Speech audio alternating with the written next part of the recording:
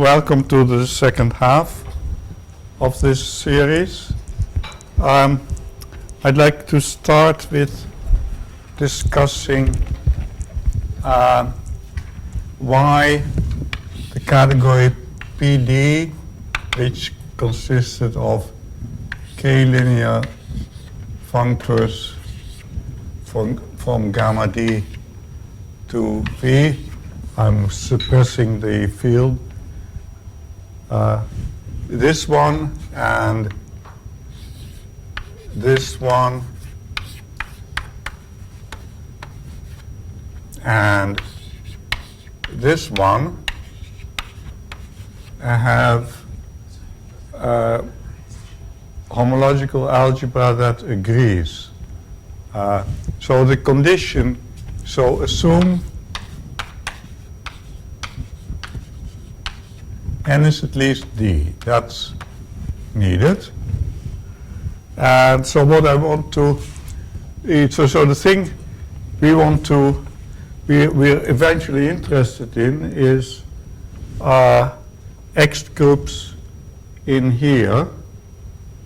Yeah, well actually we will be interested in cohomology groups that are encoded by bifunctors, but I'm talking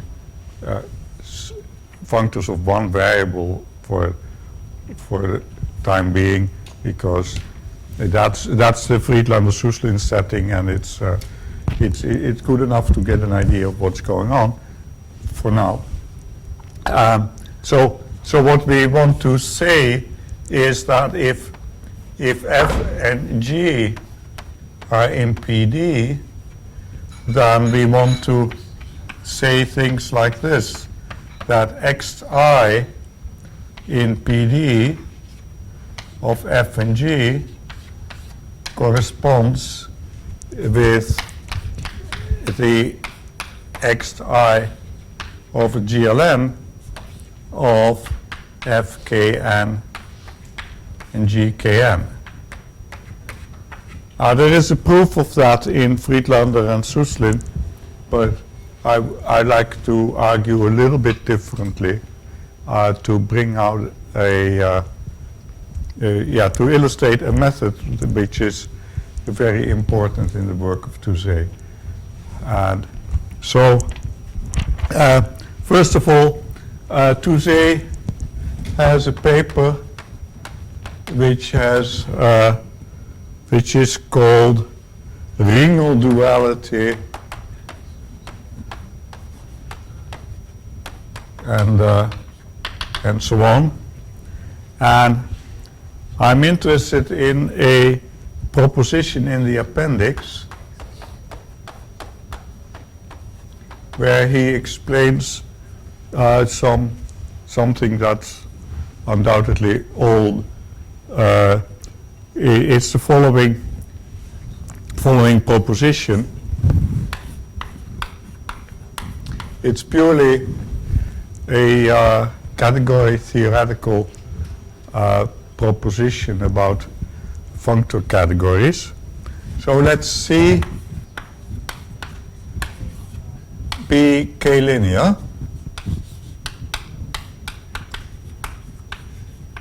That's actually not what he writes. He writes, let C be enriched over the category of vector spaces. This means the same as when I say k-linear. K-linear just means the Hom sets are vector spaces and composition is bilinear. Yeah.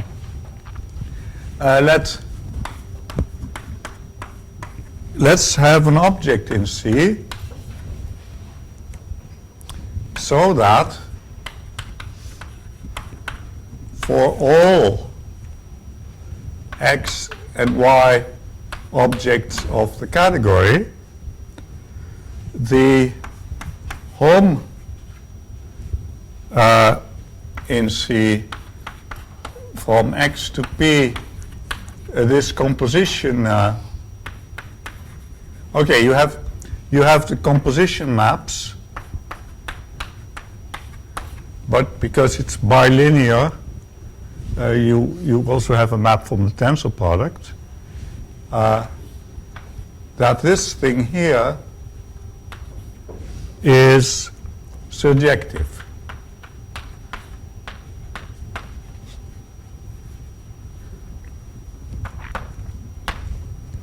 Then the conclusion is that you have an equivalence of categories. We call that C mod. That's the category of functors from C to V, like here. Yeah, so this will be C.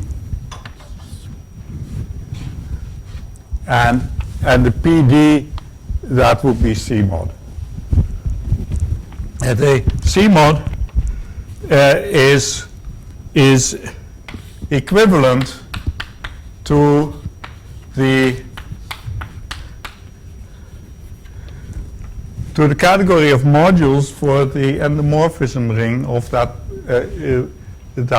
favorite object. So we have a favorite object, and so the favorite object will be this one, P equals Kn. And this is an equivalence of category.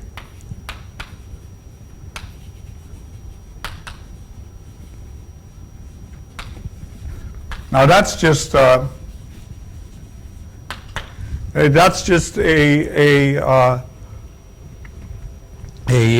categorical exercise.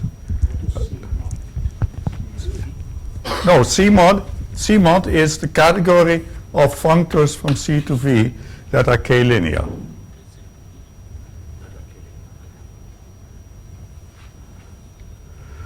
And that's the covariant functors. And and if C is on the right, so mod C, that's the contravariant functors. And so what this says, okay, so now so the job we have to do is that if yeah, so I won't give the proof. I mean, this is just general abstract nonsense. I mean, it's but the thing you want to yeah, he gives the proof in the appendix, of course. So the thing we want to see is that if you take P equals k to the n in this category, and under the condition that one, that then this here is satisfied. Because then the conclusion will be that yeah, so then SND is just the endomorphism ring.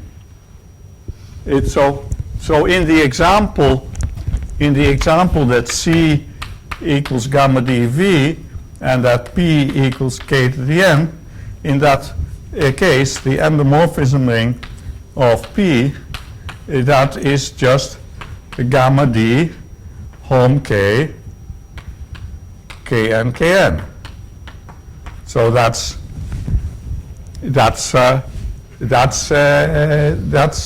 SND. So this is the reason why for n at least d, this thing and this thing are the same. And so these, well, they are equivalent categories, so they certainly have the same homological algebra. Nothing to prove there. The other part, so to understand this, it suffices to understand why this is equal to the SND thing. Oh, I didn't describe the functor. It's an equivalence of categories, but I didn't seem to write it. The map sends F to FP, which is of course exactly the map that I was using here, F to FP.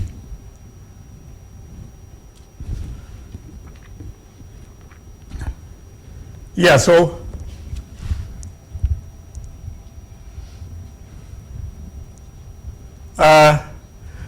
the thing that's still missing is why is this the same as, yeah, so why is FP a module for that? That's sort of obvious. Well, yeah, I mean, because F is a functor. And so that's how this thing works. And so here, that's the theorem of Donkin. And so Donkin has a general theorem about when you take you put certain restrictions on the modules, on the GLN modules that you are considering. It's called a saturated, you have to choose a saturated set of dominant weights. And if you have that, then you can show a theorem like this. And this uses the good filtration technology. So in particular, the thing you need is that if J is an injective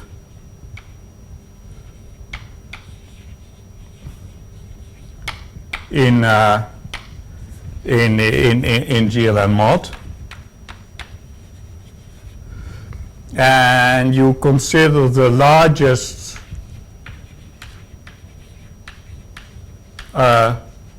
polynomial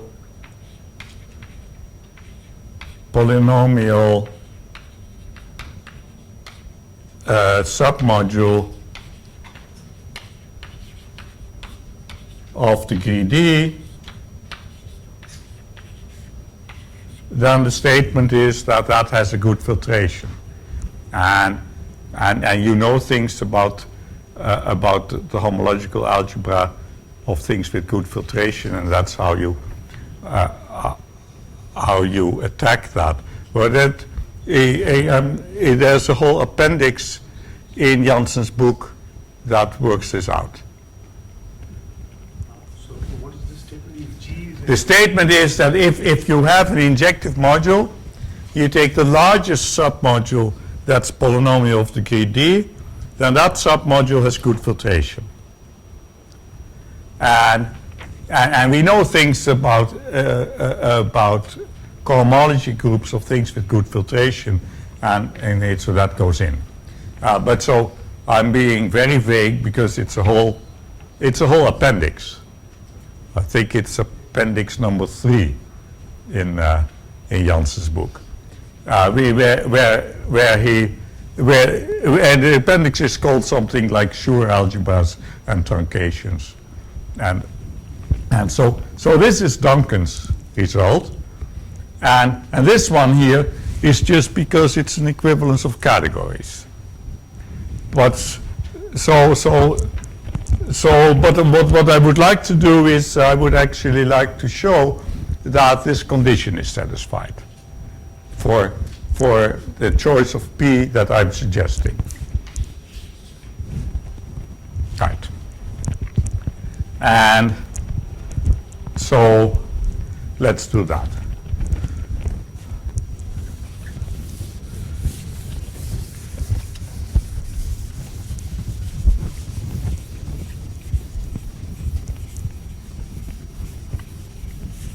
So what is it we have to show? So we have to show that if you have gamma, So we have this x and y, and P is Km now.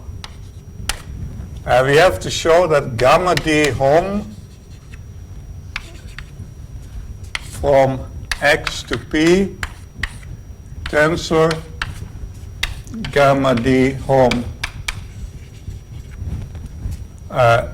P to y mapping to gamma d hom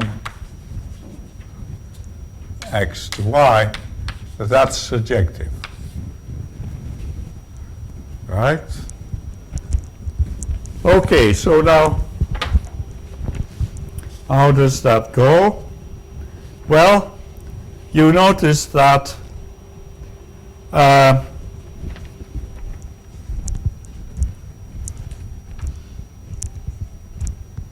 hey, all right.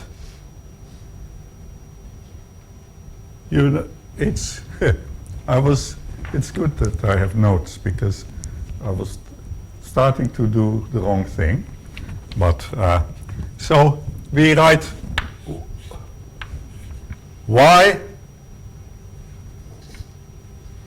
as, oh well, the notes are also wrong, but of course y should be Km, not Kn, as my notes say, because n is already that one. Yeah. So I take y equals say Km, and then on this the torus, the multiplicative group. Oh, two different meanings of m here. Shall we? What's a good letter? Q? No? Okay. A? No, what? M is fine. R. R. I go for R. Okay? So we have we have this torus act on that vector space, just the diagonal matrices. And so this torus acts on that picture also. And now we can look at the weight spaces. So over here you see what kind of weights occur. So if you call the weights epsilon 1,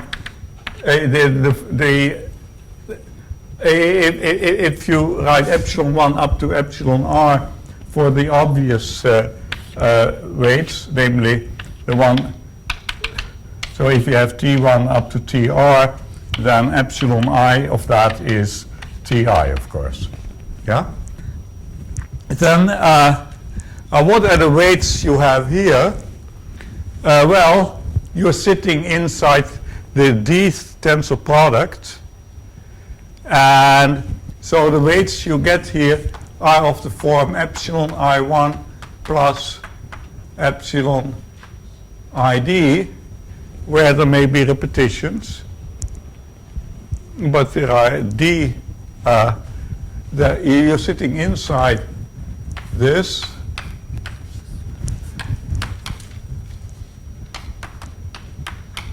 On this set, you know what the weights are, and so it's like that. Aha! But now look at fix one of those, and look at the weight space in here. Well, I claim that's just the so gamma d hom xy, that particular weight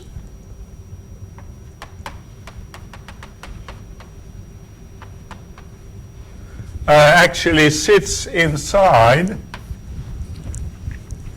gamma d hom x, and then the span of the E epsilon I, the E I j. Yeah, the span of EI1 up to EIR D. D, yes, very important, D.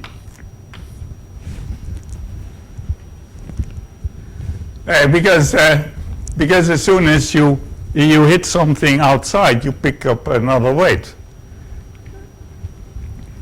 So you see that it's at most d-dimensional subspace of Y that is involved. Therefore, you can hit it with P.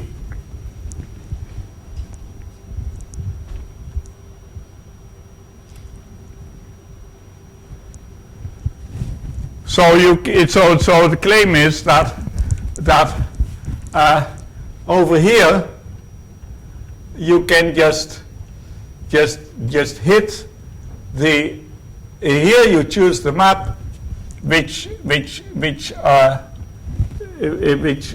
so yeah, so how shall I say this? So I have this element here, but it only involves this subspace, which is not larger than P is. Therefore, I can here use a surjection, and then I just have to and then whatever I want to hit, I just hit that way. Am I making sense? Yes, there is a gamma D there. There is a gamma D there. Yeah, so, okay, so let's, right. So let's call this subspace, let's call this span, let's call it S, yeah? I hope you all agree that gamma D hom K X S tensor gamma D hom K S S mapping to gamma D hom K XS is surjective by simply putting the stuttering element identity here.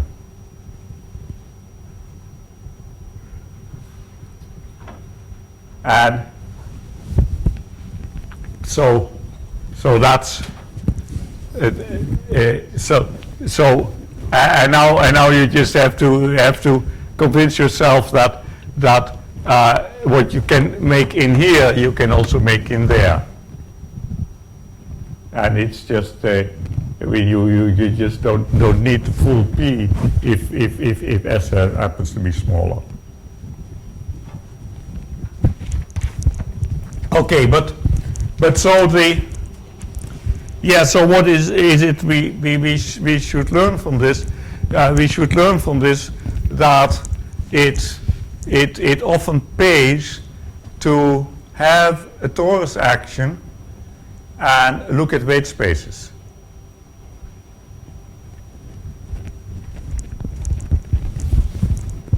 Good. Okay. So now, yeah, I think I now should continue reading the introduction to our joint paper. Wait a minute. Did I not take it here? Oh yeah, here it is. Okay, so let's let's return to this paper. Yeah, well, I recommend that you read it yourself to see what are all these things that I've been leaving out. But the introduction, not the full paper, but just the introduction, because proofs have been improved since, but the introduction still stands. Yeah, so what I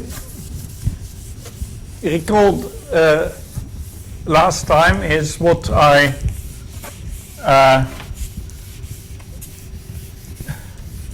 that if you, yeah, so the first remark is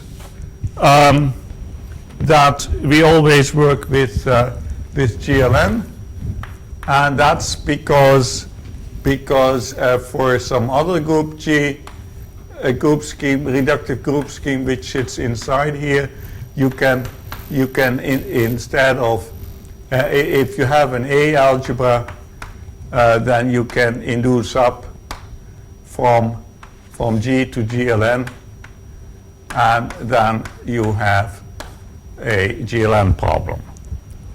And the reason, so the point is that this is equal to that, and what does that use? It uses the fact that if you have a reductive or geometrically reductive group scheme, that then this, no, the other way around, that then this here is affine, is an affine scheme, and that means that the induction functor is just exact. It doesn't do anything. It's innocent in terms of homological algebra. And therefore you don't have a spectral sequence, but you have this equality, and therefore that's the reason why we can concentrate on GLM. Okay, so we are at GLM, and then I was using the Gross-Hans filtration. I had the associated graded, and I had its hull,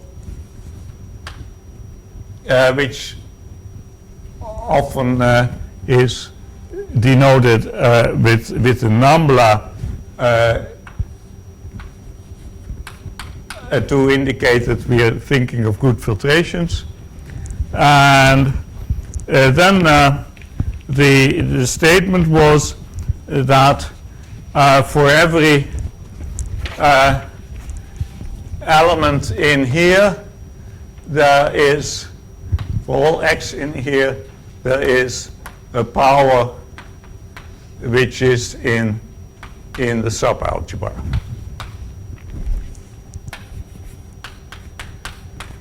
Now that makes that we get interested in the Arth-Frobenius map from GLN to GLN, which sends a matrix Gij to the matrix Gij p to the r.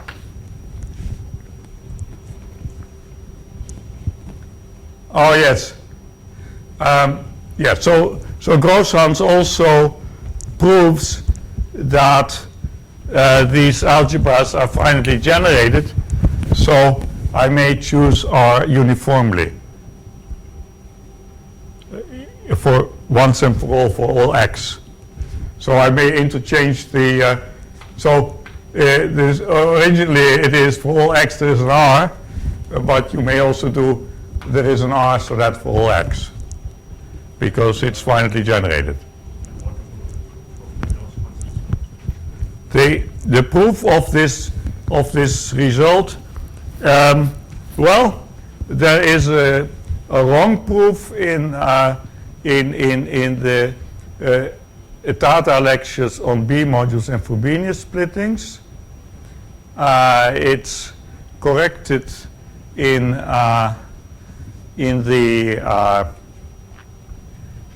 my paper with Franjou. There is also, well, it is a theorem of Mathieu, and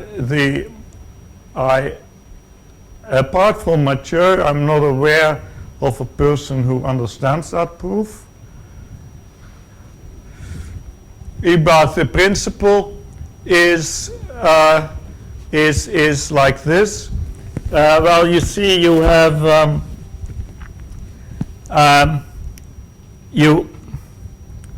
well, what's the difference between Grill A and Hull? It's basically that that if you have on the flag variety,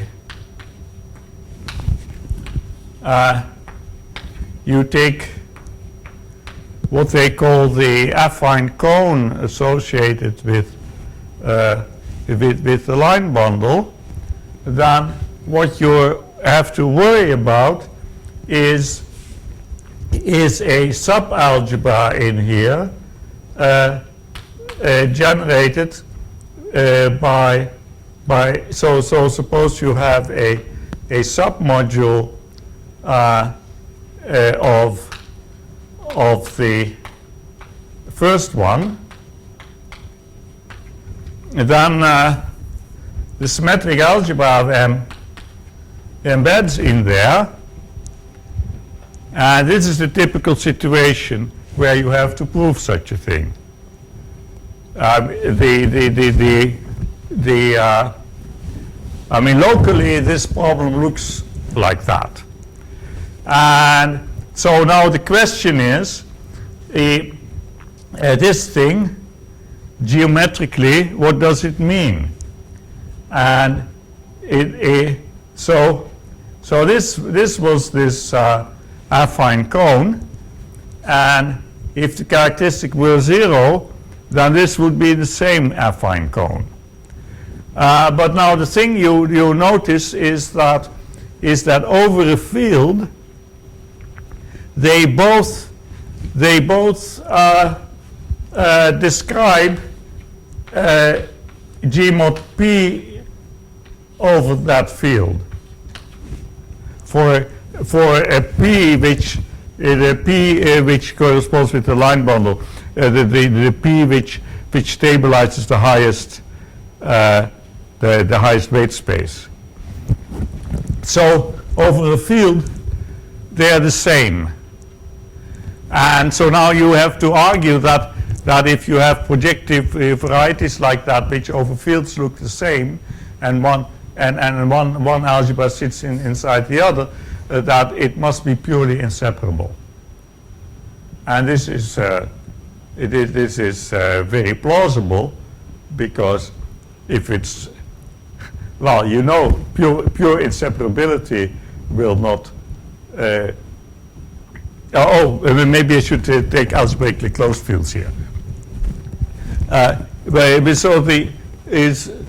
So there is no other way of having this situation, and this is, yeah, well, it's an exercise in algebraic geometry and commutative algebra. You have to,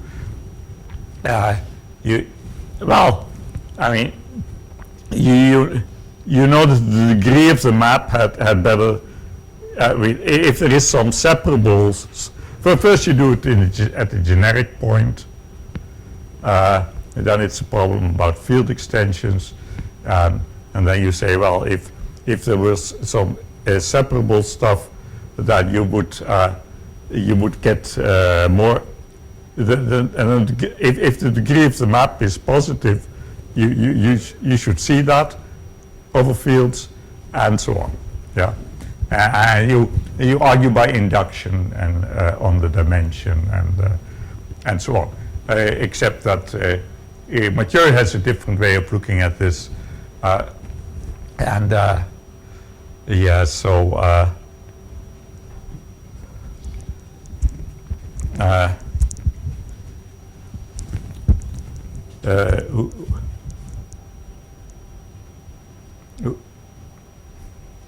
what's his name? Voltings writes that he doesn't understand the proof, and he thinks it's not only because it's in French.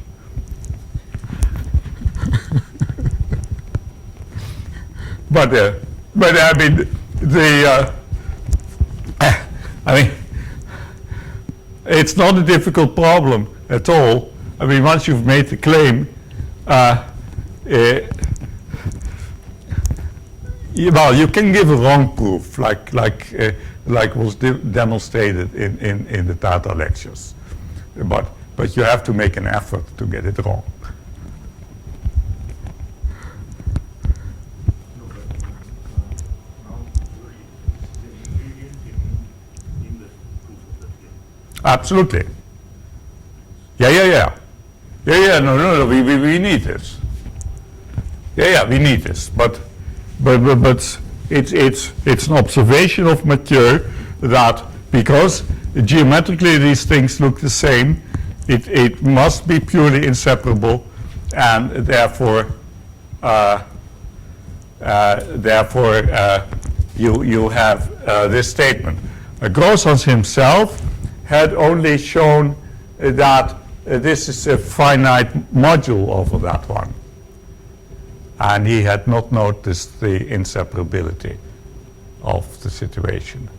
I'm saying inseparable because I'm not claiming that these have to be domains, but think domains. It's not. I don't know what inseparability exactly means if you're talking commutative algebra rather than field theory, but. What we mean is this, right? Yeah, so that's one of the ingredients. But now, but this fact makes this Frobenius map relevant. And now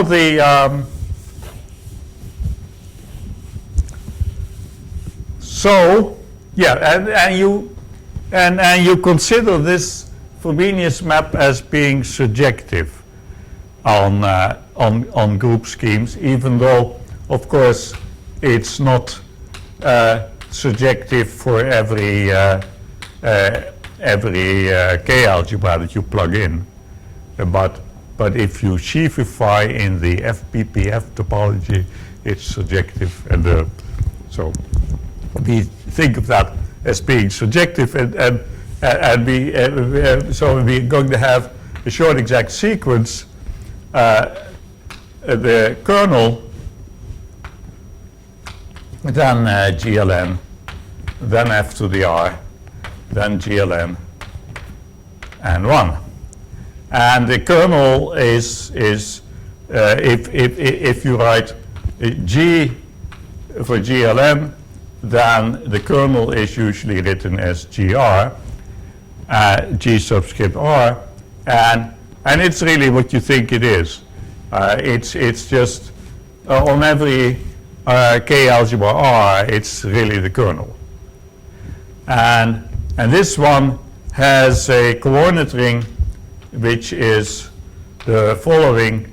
You take the coordinate ring of G, and then you factor out the F P to the R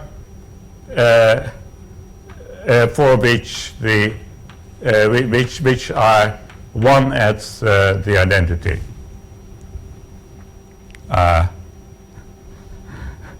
Maybe I should, well, I hope you understand what I mean by that. I mean, this has to be, the identity sits, well, I mean, this is a slight abuse of notation, and if you don't notice it, do not notice it, because it's, I mean, you mean the augmentation ideal. So you have the augmentation ideal, you have this natural map evaluation at the identity, and the F's are in there. And then you take FP to the R. So So if in case of GLN, this means that we are taking the xij modulo the xij minus Kronecker delta ij to the p to the r. Right? Those.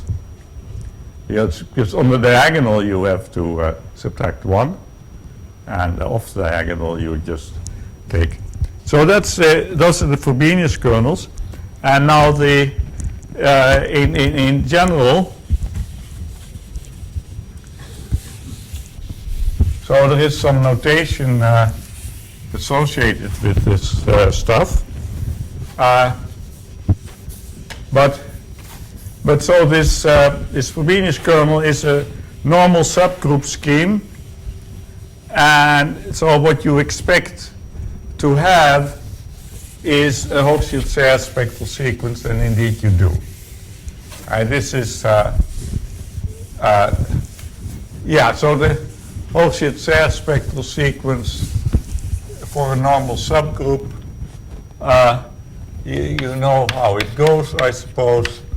E2pq is equal to hp g mod n. So if n is a normal subgroup scheme or a normal subgroup, then it goes like this, right? You have, well, let's take let's take that algebra that we are interested in. Oh no, we take GRE, say. Yeah? Converges to HP plus, oh! I have to learn not to write P and Q, but I and J, because P is the characteristic.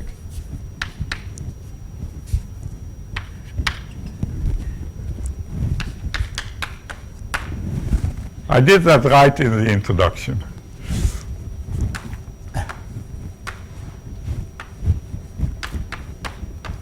Okay, so how do you, one way of saying that how this works is that this is an example of a Grothendieck spectral sequence, but you can be much more explicit and say it's just the spectral sequence of the following double complex.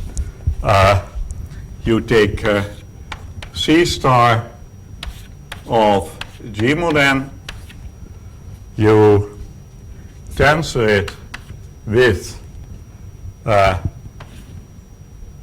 C star of n, tensored with the GRE. Then to get a Hochschild complex for this computation, I should take fixed points under n, and now if I take fixed points under n, then this becomes a G mod n module, so I can take fixed points under G mod n, and that double complex, one of the two spectral sequences of that double complex is actually that one. So, okay. And so now what we want to do is we want to say, well, I know something about this spectral sequence, namely, I know that this GRE of A is a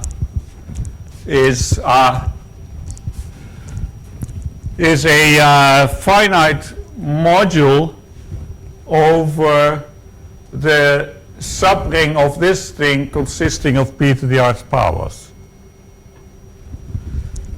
And so let me introduce a notation and then make a break.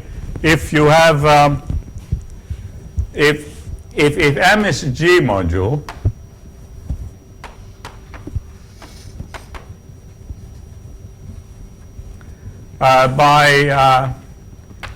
M R, and the rth Frobenius twist of M, we mean the G module obtained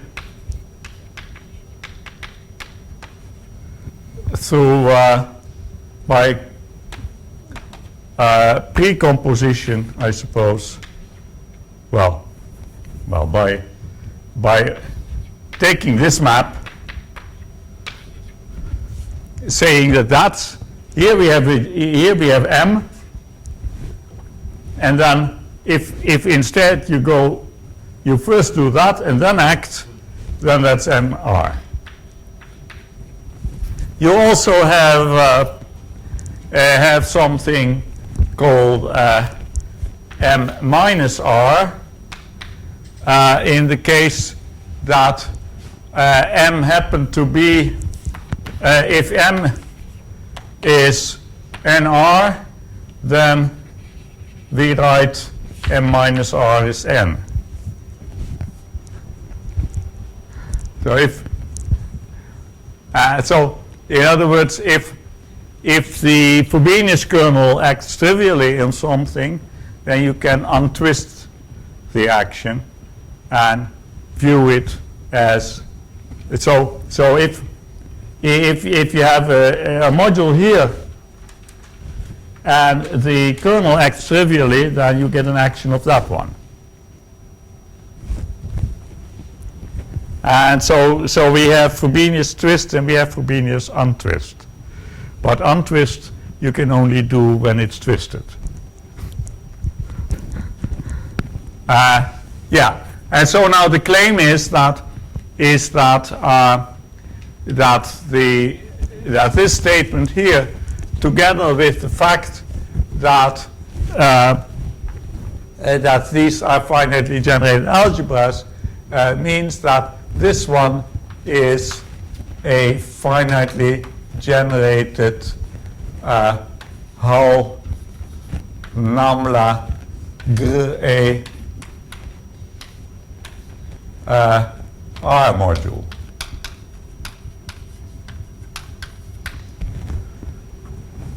So the idea being that that the subring of p to the rth powers in here, that's like the original thing but untwisted. Now this is maybe not literally true, because there may be zero divisors or something, but so the idea is that you let this one, yeah. So what's certainly true is that if you take the x goes to x to the p to the r map, that's a map of algebras, and this algebra here is finite module over the image. But this map here is of course not equivariant. And you have to, you have to change the action here in order to make it equivariant, and so that's what this statement is. And for to read this statement properly, it's probably easiest to assume that the basis field is the prime field, because on the prime field Frobenius doesn't do anything, so you don't have to worry about what it does on the basis field. If you want to take into account what happens on the base field, you have to think a little longer, and then you get into issues like in terminology like absolute Frobenius and relative Frobenius, and but we will the case that K equals FP is sufficiently interesting for us, and that's where the key of the story is. and then you do base change. Once you've dealt with k equals fp, you can easily jazz up all the arguments because, for instance, cohomology it behaves very well with respect to change of base field. You have things like, if you want to, so you can go up and down.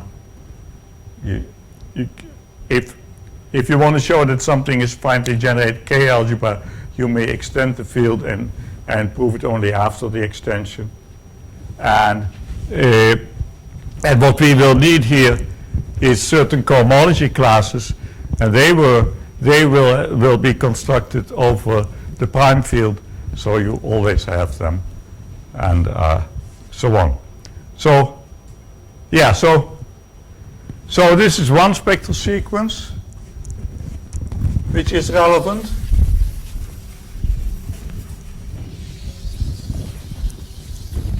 And then there is, of course, another one, but that's after the break. Let me come back to this here. Let's clarify a little bit what I'm doing here.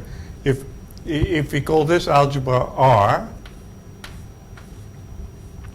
then I'm using the following general principle that if you're over the prime field and you take the map from R to R, which sends x to xp to the R, then that map is not equivariant. But to get it equivariant, you have to twist this one R times. That's the exercise. And the next point is that if this is a finitely generated algebra, then the target here is a finitely generated module over this one. In other words, a Noetherian module. I like to say that the homomorphism is Noetherian when it makes the target a Noetherian module over the source. Algebraic geometers call that a finite morphism, but I also want to apply it to non-commutative case, and I think Noetherian expresses much better what I want to do with it.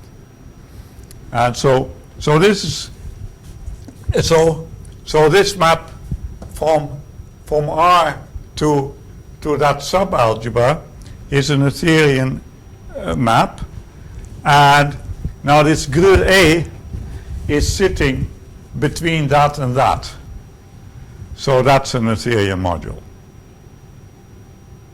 That's so the R to the P to the R is sitting inside here. So this one is sandwiched between that and that. This is Noetherian, so then that must also be Noetherian. And a submodule of a Noetherian module is Noetherian. So that explains why it will be a. Can I ask you a silly question? Yes. So if I write G dot n for G for m in n to the R, is it G to the P to the R n or G to the P to the G acting on n? According to the twisted one. According to the twisted one, yes. N times n is equal to, isn't this G to the P to the R n? What? It's the other way around. Well, it's the problem is you really have to write G as Gij. It acts like this one.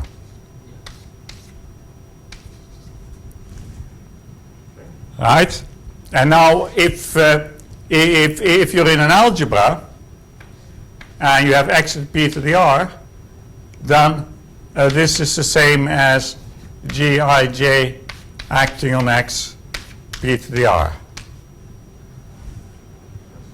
And that's sort of explains why the p to the r map has an equivariance property. So with this, should the R be put on the other side? I hope not. I mean, that's why I'm asking, because No, but you see, and I know that this is right because the Frobenius kernel acts trivially on this, and it acts trivially on the things you hit.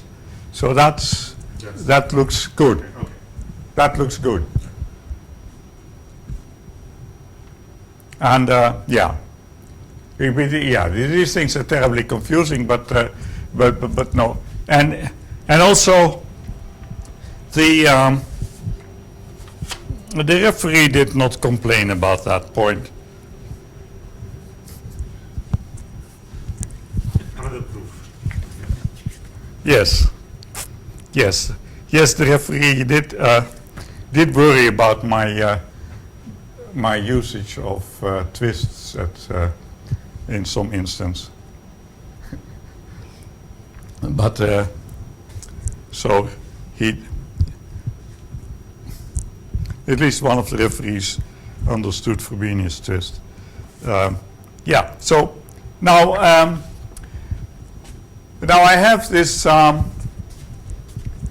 filtration on my algebra, and therefore I have a filtration on the Hochschild complex for that algebra, and that leads to another spectral sequence.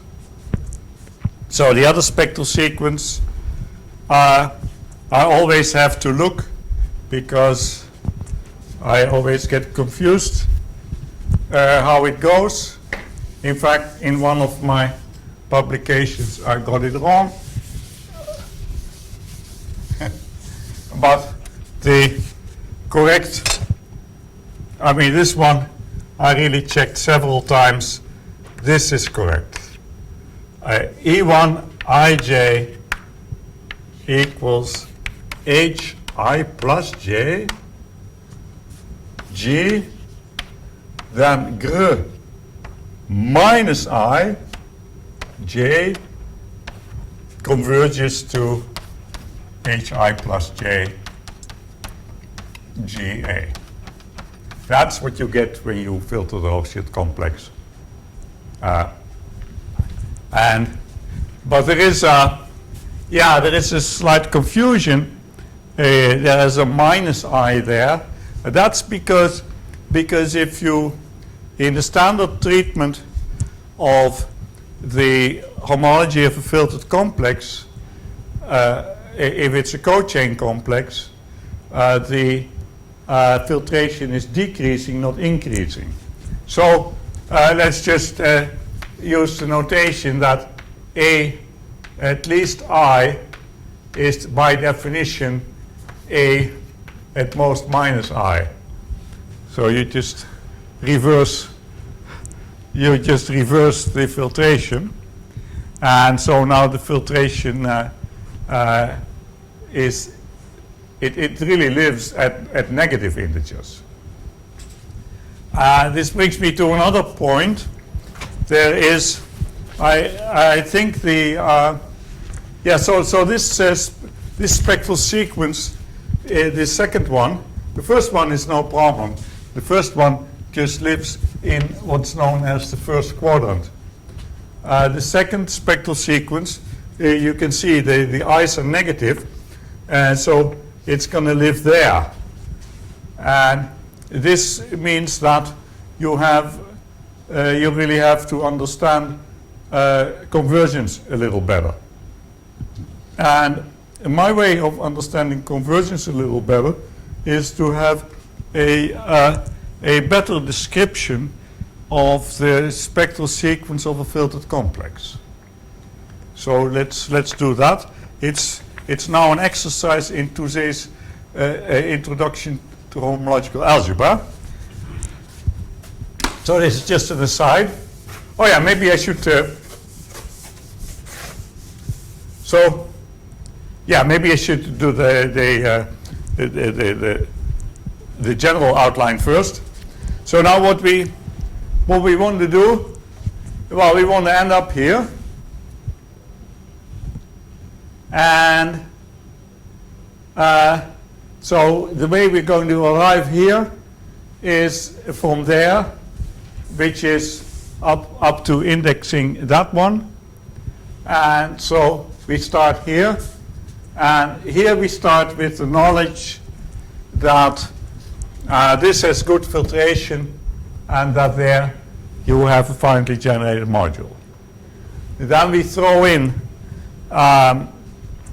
the Friedlander-Suslin theory, and we throw in a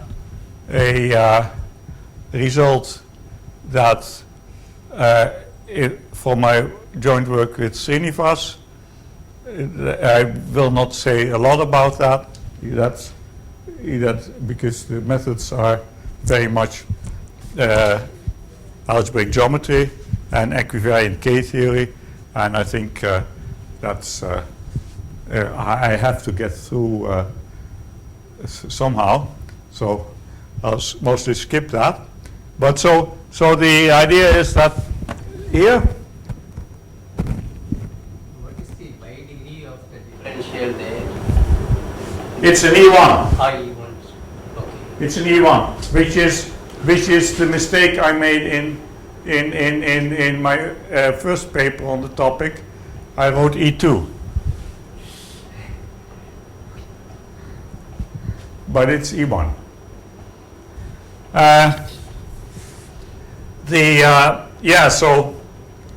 Whatever. I mean, what is I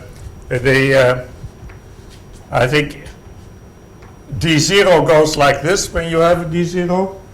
Then D1 goes like that when you have a D1. So that's how it goes. And D2 would go like that, right? And so more precisely, where the thing will live is over here. Even more precisely, where the thing will live is over there, including that one, where there is some line of unknown slope, but just big enough that that it will cut off the things parallel to the diagonal, so as to keep them finite.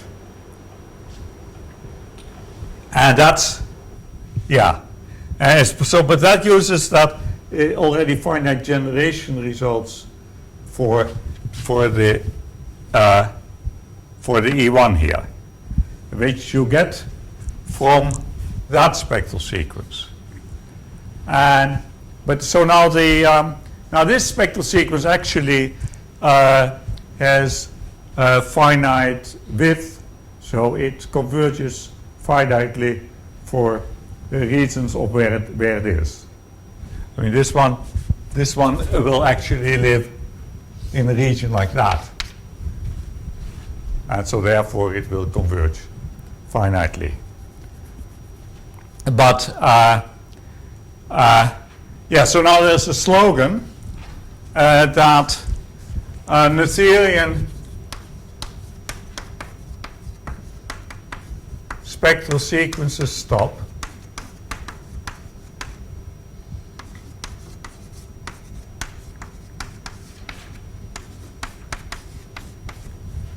This was first, well, as far as I'm aware, first used by Evans in his proof of finite generation of cohomology for finite groups. It's also used again by Friedlander and Suslin, and it's used here again.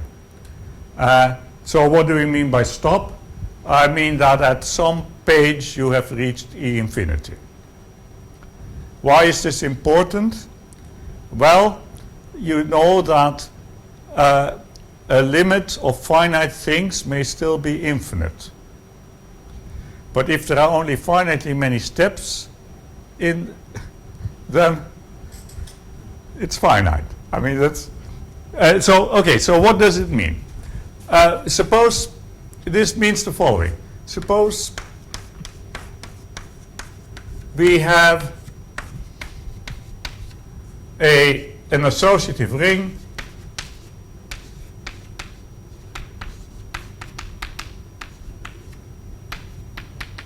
let's say R acting on a spectral sequence.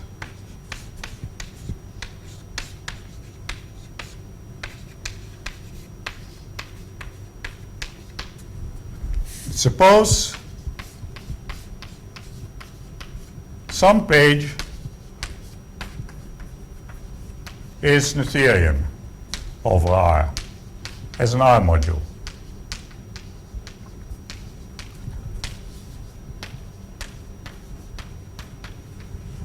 Then the spectral sequence stops.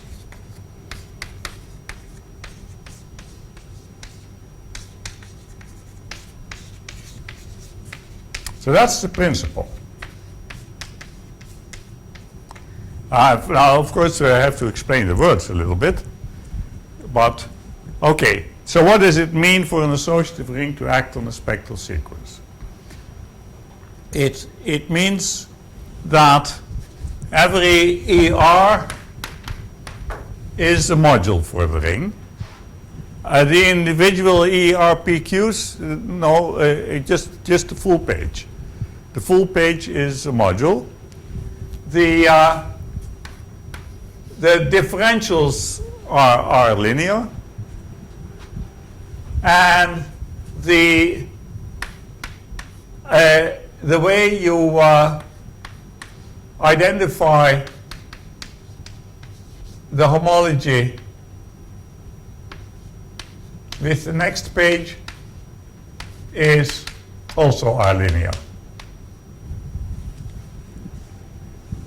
Those are, so then, and then the statement is that the thing stops, and the reason, and this is actually obvious, because how does it work? Well, I think of the Rth, say I think of the Rth page as some abelian group, and what's to the left of this as a subgroup. Then the Rth plus 1 page, what is it? Well, you have to take the co-cycles modulo the co-boundaries, so that's this stuff. That's this modulo that. So this is this one is ker dr, this one is im dr, and this is the quotient. But now if you do it again, then you have to take the kernel of the next one modulo the image of the next one, so it gets smaller. So what I'm saying is that a subquotient of a subquotient is a subquotient. This is, what is it? It's something in group theory, the introductory course. Right. Okay, the third isomorphism field. And so now what do you see? You see that here we have an increasing sequence of submodules. The Noetherian hypothesis says that this stops. Aha! But so then at some point, there are no more co-boundaries. This tells you something about the differential. The differential must be 0. Otherwise, it would produce new co-boundaries. And so the differential is 0 from some point on, and this is what we wanted to prove. Yeah? It's not. It's, yeah. So that's the principle. So now the question is which ring of operators am I going to use? Okay, so I must go back to I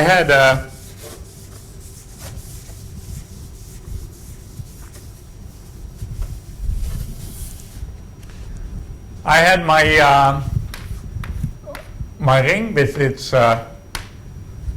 Grosans filtration, and then you have associated to that you have the Ries ring,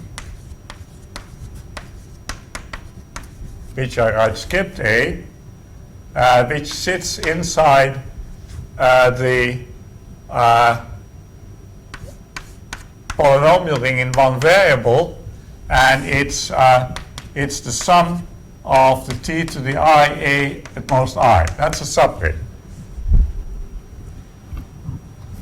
Now this subring is what Grosans refers to as the total space of a flat family which has special fiber gr A and general fiber A. So the picture is this: you have the affine line, you have 0, here is gr A is sitting, and everywhere else A is sitting. I'm mixing geometric and notation and commutative algebra notation. So in particular, you have this map from A to A by simply putting t equal to 1, and you have the other map which is going mod t, or in other words, you put t equal to 0. If you go mod t here, it's a little puzzle, but you get gr.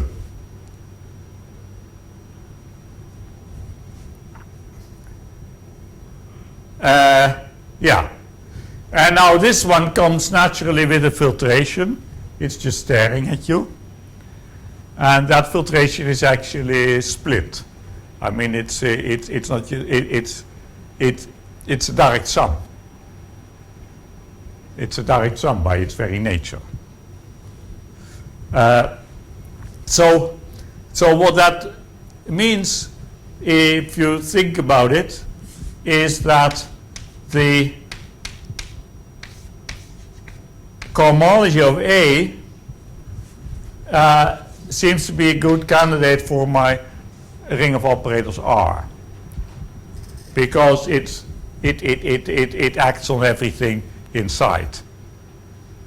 It has a filtration which is compatible with what's happening here, and it has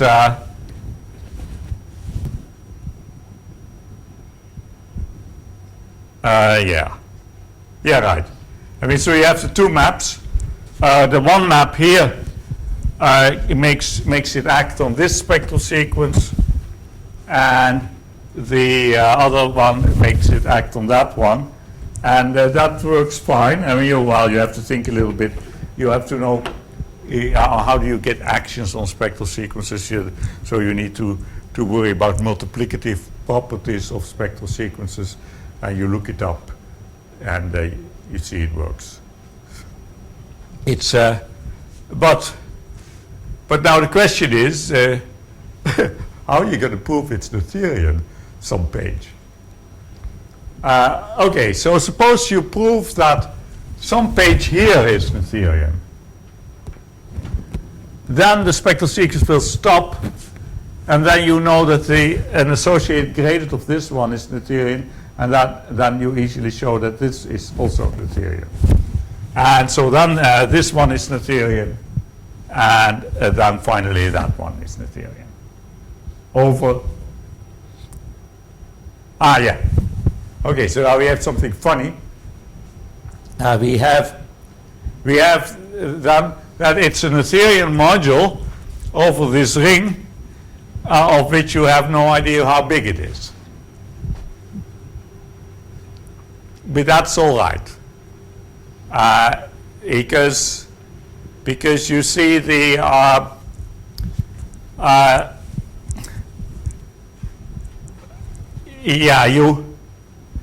so first we are going, so okay, so you also need to show that you start out with a finitely generated algebra here.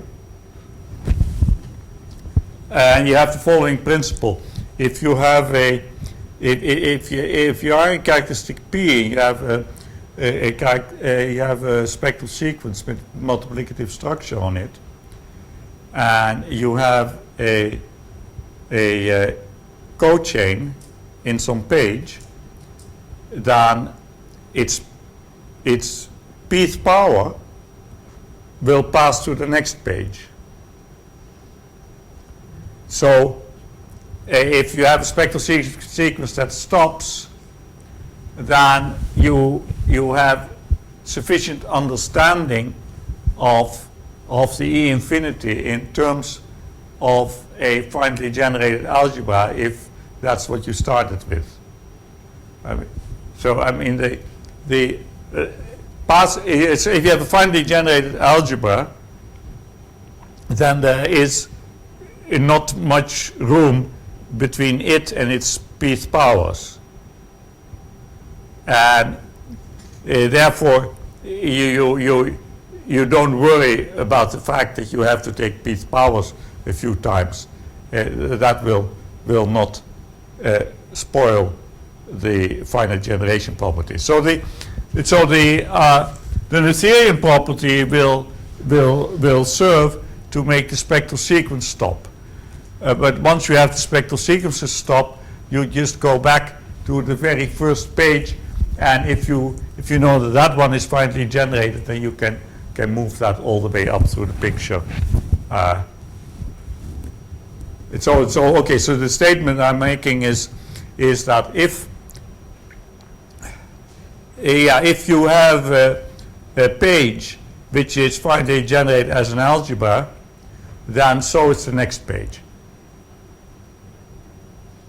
because it's a subquotient which contains all pth powers at the bottom.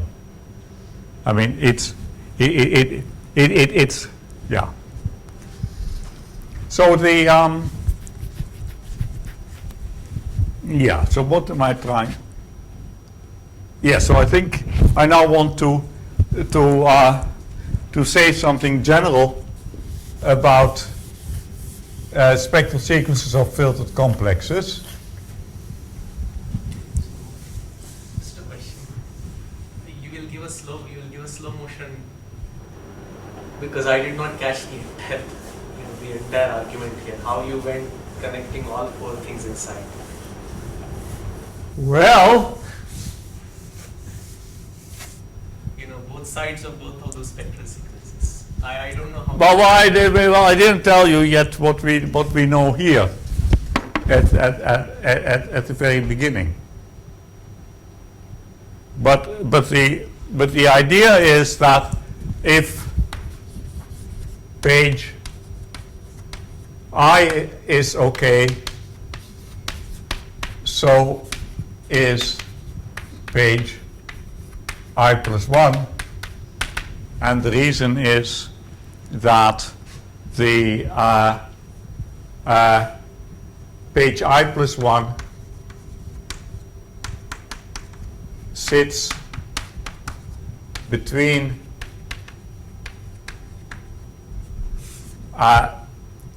page I plus 1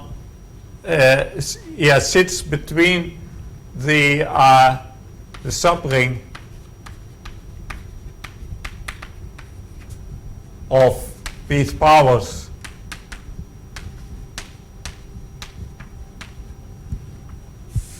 the subring EI, the subring of EI of pth powers and EI itself.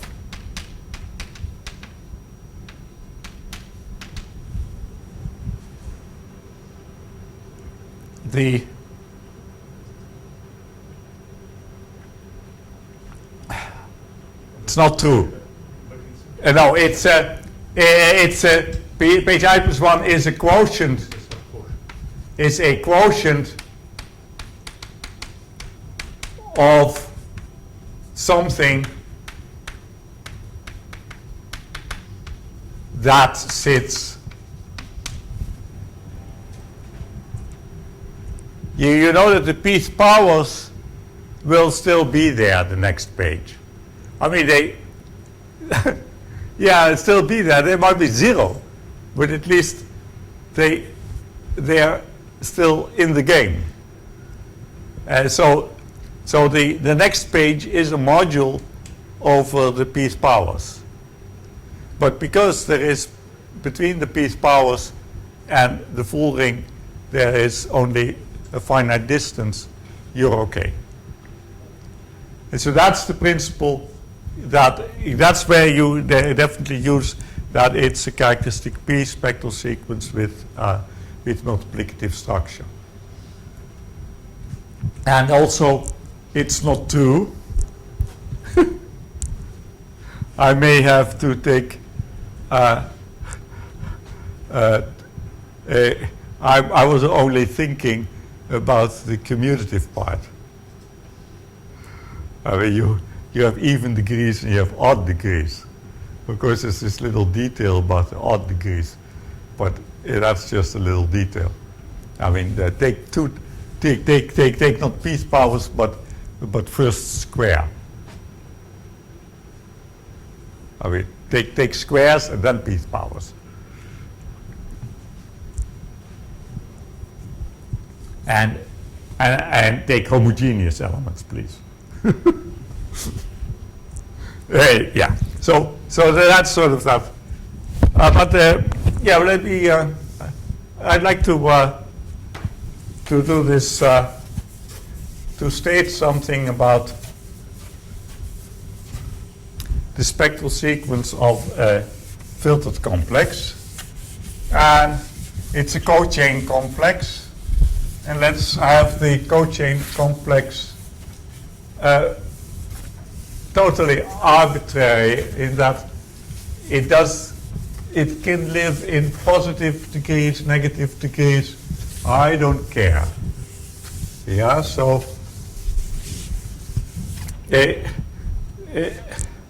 I want to have something that's utterly general. And so I want to have C dot is a cochain complex. So that means, but it may go on both ways. And then I want to filter it like this. And I use the bigger or equal direction of filtering, so it's a descending filtration because that's what people do in their textbooks. Then I want to use notations like this, A over B. That is just means, and now I have to think or I have to look.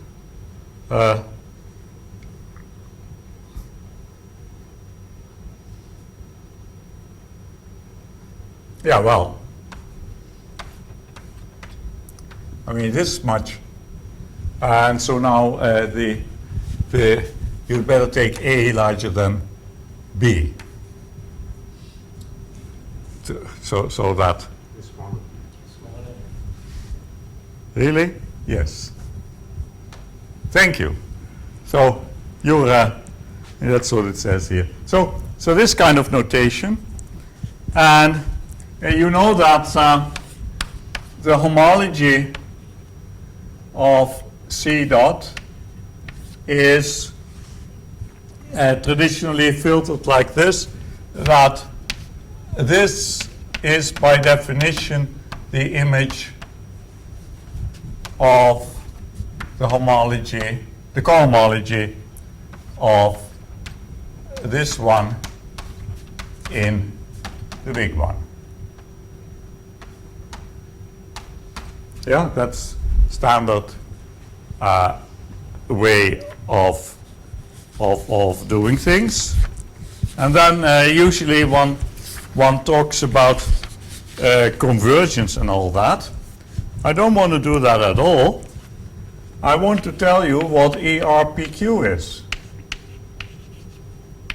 And the claim is that ERPQ is HP plus Q C dot P minus R plus 1 modulo P plus R, and in there the P plus 1 filter quotient, where I have extended this convention to the case where you have to the other. I mean, here we have a cohomology of something, and then what do I mean by the pth part of that? I just mean the image of the thing with so HP plus Q C dot P minus R plus 1 modulo P plus R at most P means image of, guess what, HP plus Q C dot P over P plus R in HP plus Q blah blah blah. Okay, so now I claim that this is a formula that's sorely missing in the textbooks.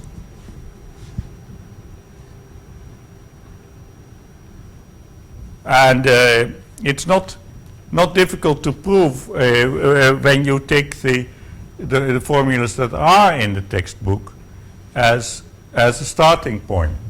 And so what this says is that you really understand all pages. You're going back and forth between greater than and less than, Huh? greater than or equal to and less than or equal to. Did I get confused? I mean, I was just told that B had better be the larger of the two. That seems to be the case here and there. Right, but for the foundation you have H dot less than or equal to I.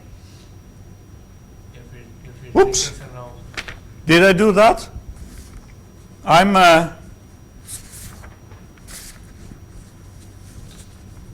sorry. I mean, this would be so, but it's entirely irrelevant.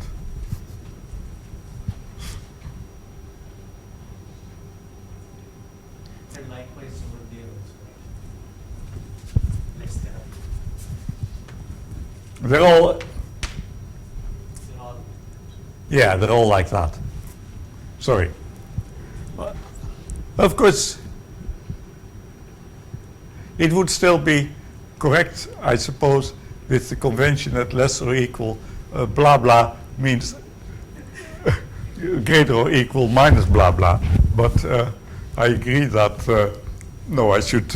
Yeah. So in the notes, the notation is better.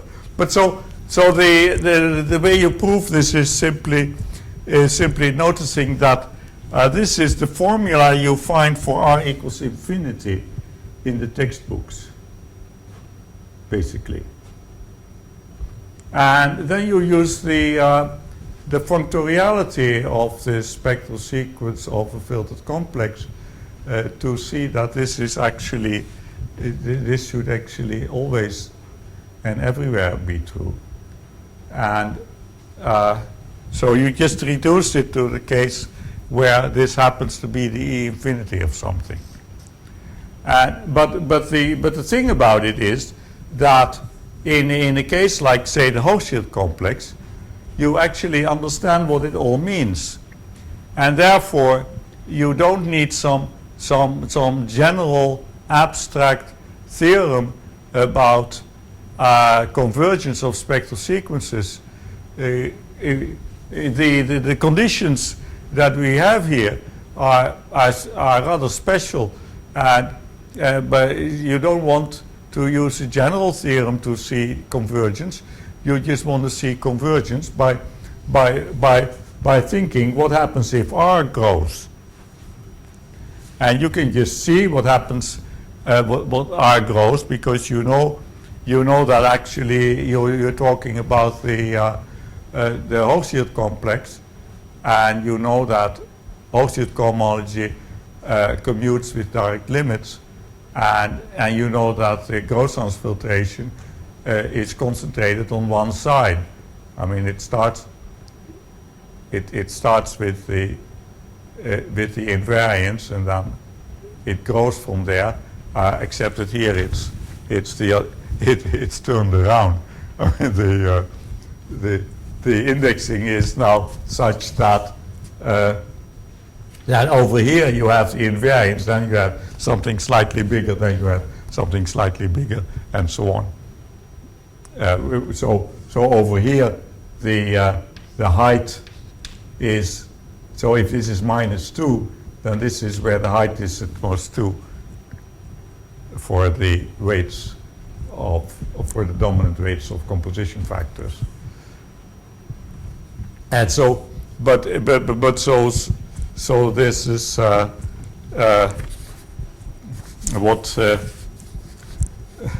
what my advisor Springer called this is the van der Kallen spectral sequence.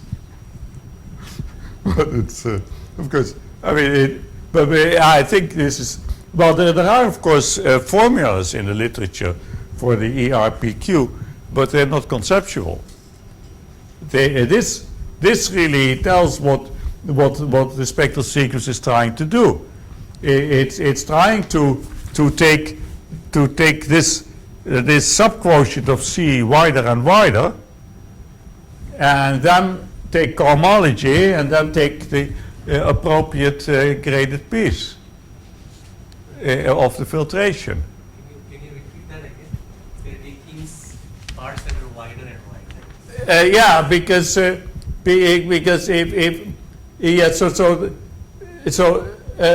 distance between these two numbers grows as R grows.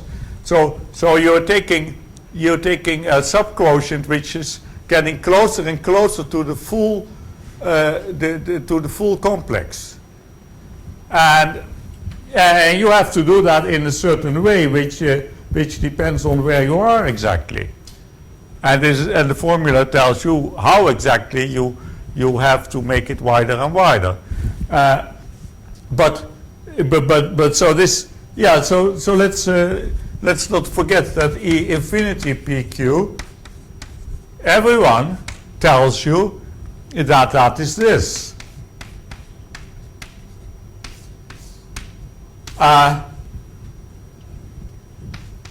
Well, they don't use this notation maybe, but that's what they say. That's the E infinity. And now and you start with HP plus Q gr. So meaning, yeah, so you start with R equals 1, P over P plus 1.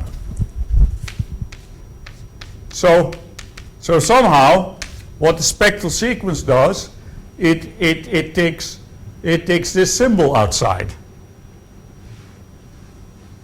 Yeah, it goes from cohomology of the graded piece to the graded piece of the cohomology. But now what's in between? And so the correct way of looking at it is that, yeah, okay, this may be the cohomology of the graded piece, but it's the same as this. I mean, this has only a one-step filtration, and so if you take this graded piece, you just take everything. And now there is room, and if you write the E1 term this way, And now there's room to put in the R. And the R just moves this one down and that one up. And under mild convergence conditions, if R gets big enough, it's as if you have the full complex. And if you and so in case of the case I have to deal with, I know that at some point the spectral sequence stops, and then what I learn is that if R is big enough, this is simply 0, and so now I know that I have this direct limit of cohomology groups which stabilizes, and then you must be computing the cohomology of the full complex, because cohomology commutes with direct limits. And so that's a way of interpreting that. But I think time is truly up. So what's happening tomorrow? Yes, we can have some activity, but we haven't finalized it yet. So, yes, we could, maybe we'll talk about it when it happens. So, there will be some announcement, I think, but we meet again, of course, for your. Yes.